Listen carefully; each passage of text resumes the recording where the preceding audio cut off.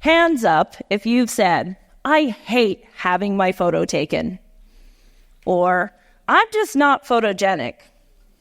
Or, I look bad in photos. All right, now standardly, my usual response would be that you just haven't had me as your photographer yet. But today I want to let you know that you are not alone. As a boudoir and portrait photographer for the past 10 years, I've had the immense privilege of photographing thousands of humans and thus thousands of bodies, and they've all said something similar before their photo shoots.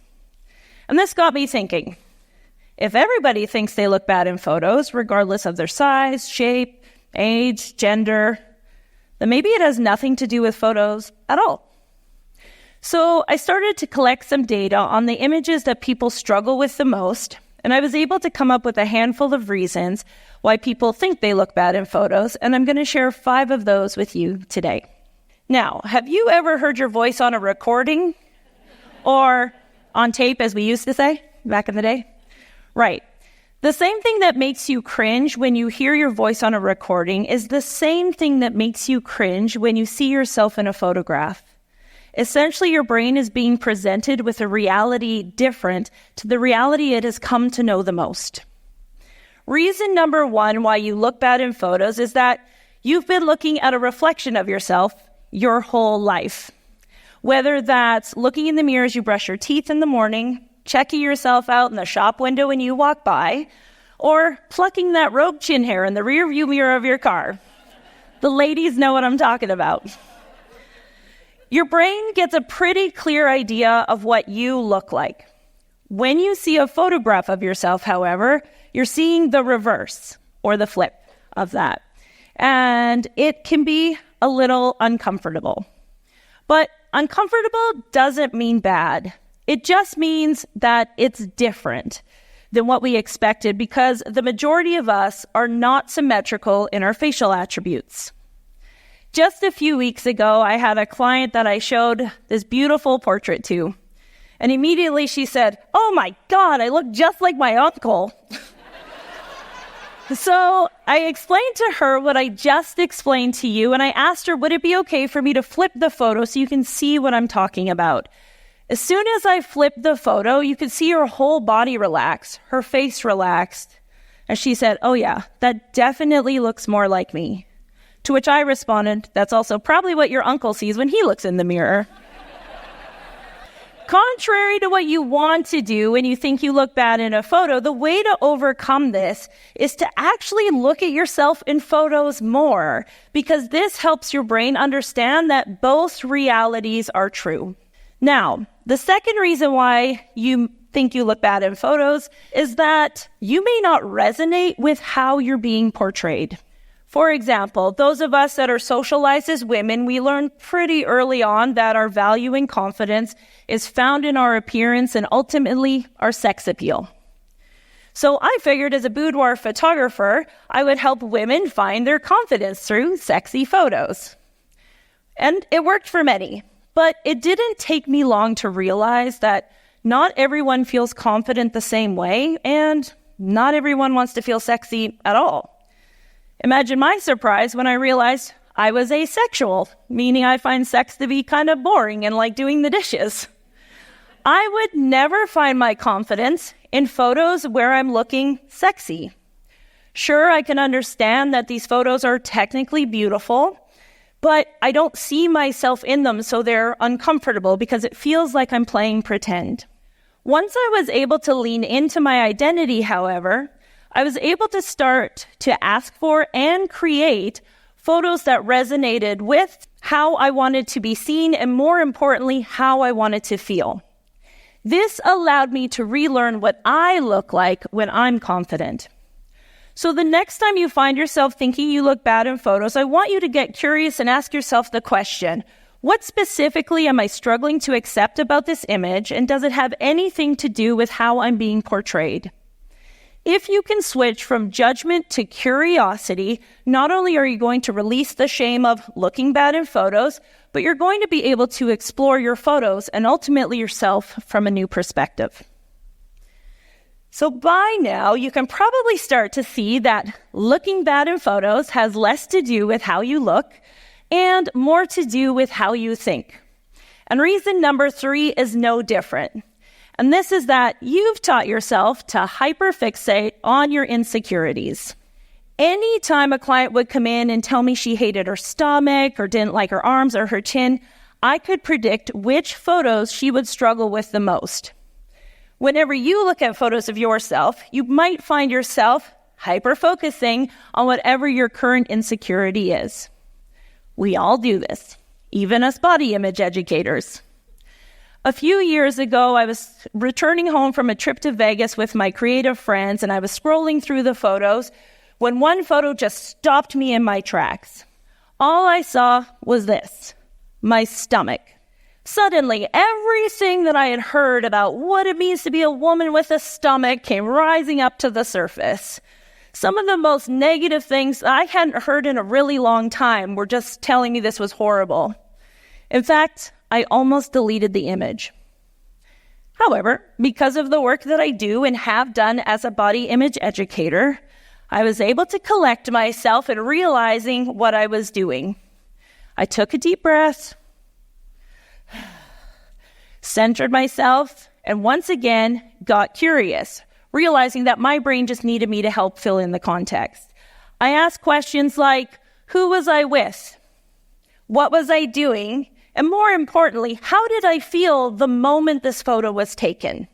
Suddenly, I could see the photo for what it was, this absolutely beautiful memory of myself and my friends hanging out in the desert. And I'm so glad I kept it because let's be honest, I look cute as heck. Now, Dr. Wayne Dyer has said that when we change the way we look at things, the things we look at change. This applies to our photos, but also our bodies. When you find yourself hyper-focusing on whatever your insecurity is in your photo, it may look bigger or smaller, good or bad, because at the end of the day, I don't actually know how you see yourself. But what I do know is that whatever you tell yourself you're going to see will be exactly what you do. So if you tell yourself, oh, I'm going to look bad in this photo, yeah, you probably will, no matter how good the photo actually is. Now, all of the reasons why we look bad in photos have to do with reason number 4. And this is that we've put some pretty unrealistic expectations on photography and our bodies. One of my favorite quotes comes from John C. Maxwell, who says that disappointment is the gap that exists between expectation and reality. And if you've ever done any traveling, you know this to be true.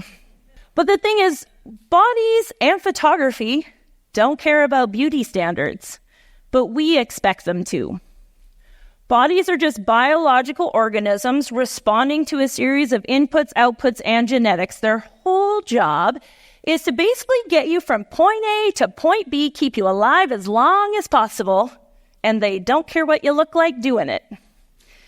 Photography, on the other hand, was created to simply document a moment in time, but somewhere along the way, we determined that every single photo of us has to be absolutely amazing. But the truth is, photography's only job is to capture a fraction of a second. Like, I'm talking 1/8,000th of a second, guys. But we've made these fractions of a second create some really big narratives, like, I look bad in photos, that prevent us from showing up and being present in our lives. So today, I want to reassure you that sometimes a fraction of a second is just a fraction of a second. Sometimes a body's just being a body. As a self-portrait artist, I've seen my body in a lot of different seconds and in a lot of different ways. And sometimes I look like this. You can laugh, it's okay. And in other times, I look like this. But the thing is, they're just different photos of me.